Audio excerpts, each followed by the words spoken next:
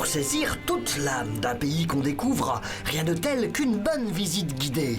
À Clermont-Ferrand, depuis l'Office de tourisme, elles sont encadrées par de sympathiques érudits. Des guides conférenciers agréés, s'il vous plaît, par notre ministère de la Culture. Nous organisons des visites pendant tout l'été, du 1er juillet jusqu'au 15 septembre. Tous les jours, vous avez une visite, 1 à 2 visites de Clermont, des visites de 2 heures pour le centre historique de Clermont et des visites de 2 heures également pour le centre historique de Montferrand. Mais nous avons aussi des visites que l'on appelle éclairs d'1 heure qui permettent de mettre en valeur un édifice particulier clermontois. Et puis nous avons aussi des visites thématiques, dont par exemple Clermont et ses fontaines. La pierre de Volvic constitue un très élégant patrimoine architectural de gris sombre vêtu. Il y a une 50aine de fontaines dans Clermont. Il y a plusieurs époques différentes. Et puis des fontaines quand même assez monumentales. Quelques fontaines remarquables du 19e siècle, lors du charmant périple. Pour découvrir Place de la Victoire et Place de Lille, de belles pièces de la fonderie du Rennes.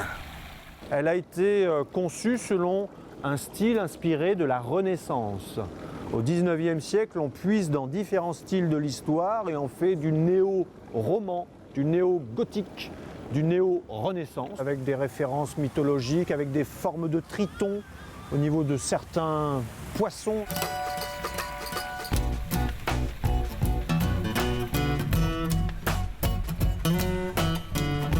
Une fontaine tout à fait monumentale trône aussi devant la cathédrale Place de la Victoire.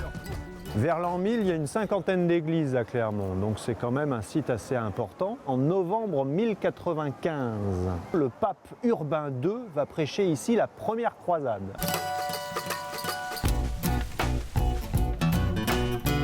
Les fontaines sont un peu plus intimistes, je pense à la fontaine du Terrail par exemple.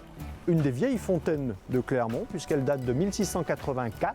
Grâce à son emplacement et grâce à la déclivité de la rue, eh bien, les hôtels particuliers, les grandes demeures urbaines de cette rue pouvaient être alimentés par de l'eau courante.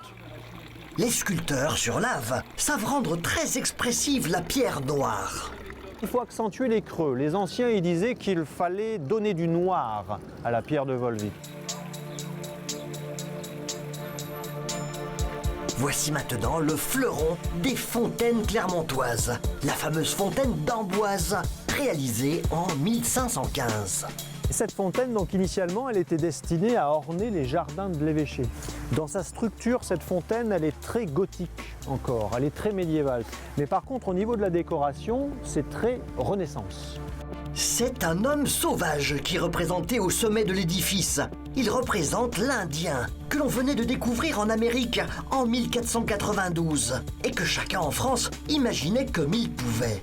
On peut aujourd'hui connaître la vraie réalité des choses grâce à l'avion et aux visites guidées qui nous font également voyager par magie dans le temps.